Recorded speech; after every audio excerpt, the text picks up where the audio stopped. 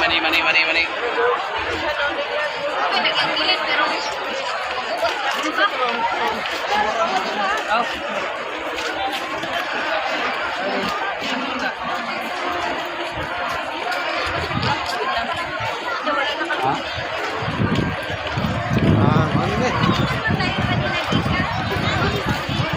Ay.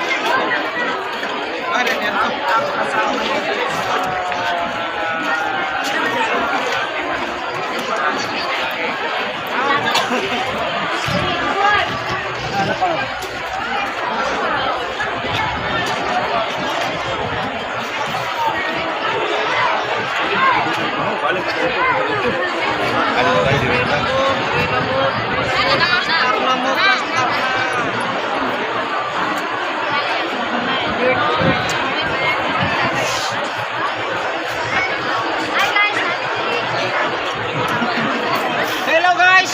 Hello!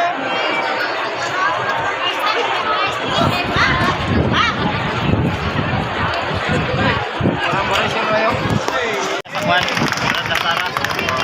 Oh, sila kami. Sama niya. Okay naman po sa pagkain. Dito na po. Meron ba man doon? May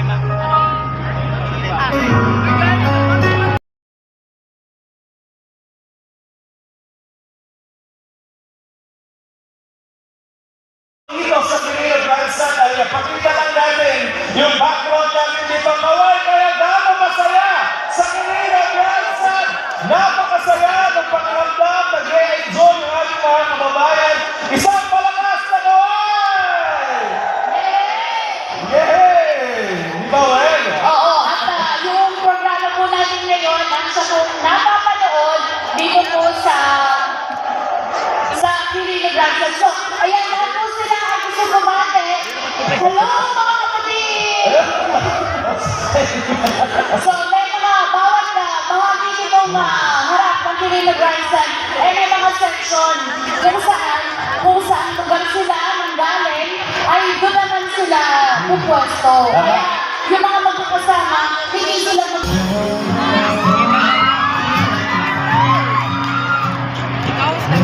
Beses lang tayo hindi di na maging ang ating pagbuhay. Away hindi na namamaraya.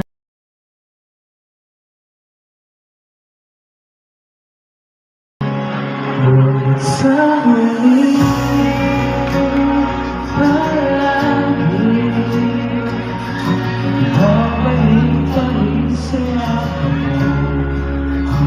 sa huli,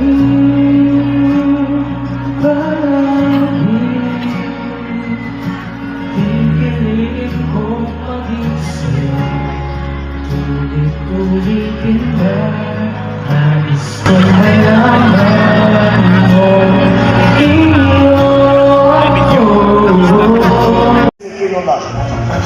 As far as I'm concerned, it's a song in a teacup.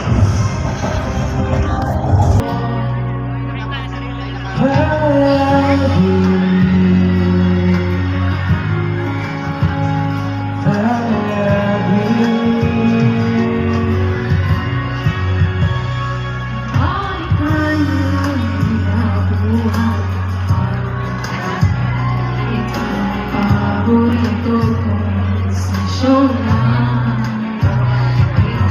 iyan ang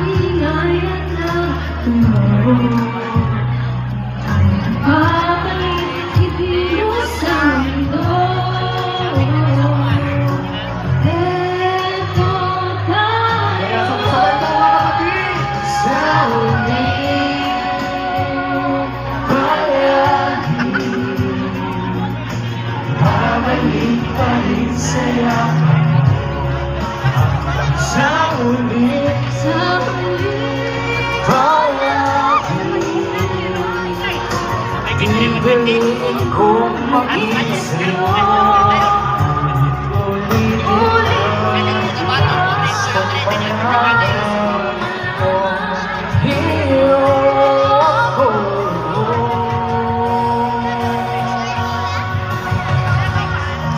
Sa mga din ng ating hirap at ginto, Tumatibay buti. ikaw pa rin ang bituin at dadaanin kung lalangin ka sa huling sila.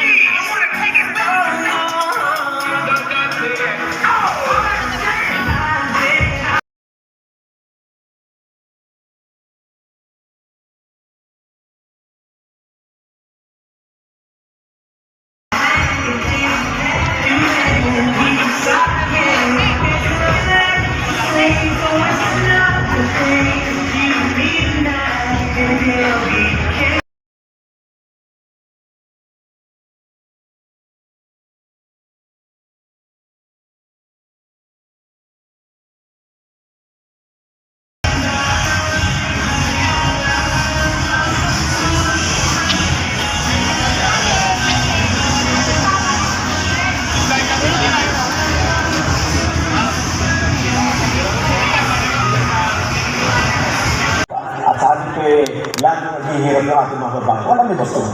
Lahat ay nagsabi, gusto natin imulan ng bayan, gusto natin imulan ng ating bansa. Ano ang susi? Ang kapayapaan. Kapayapaan, pagkakasundo, pagkakaisa. Totoo po yan. Ayan. Ang tabayan pa po ninyo ang iba pang mga lugar kung saan nagkakaroon po ng mga pagtitipon kung sa pambansang kapayapaan. Ang inaalala ko dyan, yung kanina kasi sa Bicol region, sa Legazpi, di ba? Ay, mga lang, mga buluak. Umuulan na nag-report si Dono Cañeda. At saka yung sa mga Ormoc City. Anong ba? Ormoc, sa may parte ng Region 8. Kasi, di ba nalan mo, Katarman, Northern Samar, ay binabaha. Yung maraming One City Sports Complex. May mga flowers at banners na dalangin ng ating mga kababayan na naglalaman ng mga mensaheng naglalayong isulong ang kapayapaan ng bansa, pagmamalasakit sa kapwa at pagkakaisa. Sa kabila ng makapal na bilang ng tao rito, kilalanan din maayos ang daloy ng trafiko at seguridad dito sa lugar, katuwang ang Philippine National Police na nakapuntahan na kalitlog na dito kasama ang Sky International at ilang pang mga volunteers na tumutulong para mapanatiling payapa at maayos dito sa Bello. Programa naman ay nagsimula kanina alas 11 ng umaga at hanggang ngayon ay damang-damang dito ang excitement at kasabihan ng ating mga kababayan. Masigla at magaan po ang paligid dito. Nagbibigay ang mga pagkain at tubig dahil hindi pa magkakakilala ang lahat. Kung ito po ang mga grupo na nakita natin nagpapantaan kanina, kaya talagang masayang ako rito. Masaya kong nag-iisabay sa nagkakaroon ng ating mga kababayan dito at masaya ang nakatumatak ng likod ng mga program at talabas na inahanda. Kuya Jeff, Kuya Nelson, yan po na ang mga katawan ng natin dito. Live sa Butuan City Sports Complex, dito sa Butuan City Agosta Norte. Si Tito Joel Abdulkaga, para sa National Rally for Peace National College. Matakat! Matapa! Matakat! Ayun, maraming salamat sa iyo, Sir Silly. Kamusta mo na ang panahon dyan? Kamusta ang lagay ng panahon dyan sa Butuan City? Kuya Nelson, nakikita ko dito sa lista ko, ingat po, pero hindi mo lang sabihin ng ating mga kababayan. Handa ko sila, nagtulong sila sa mga tayo sa pagdamati po nila.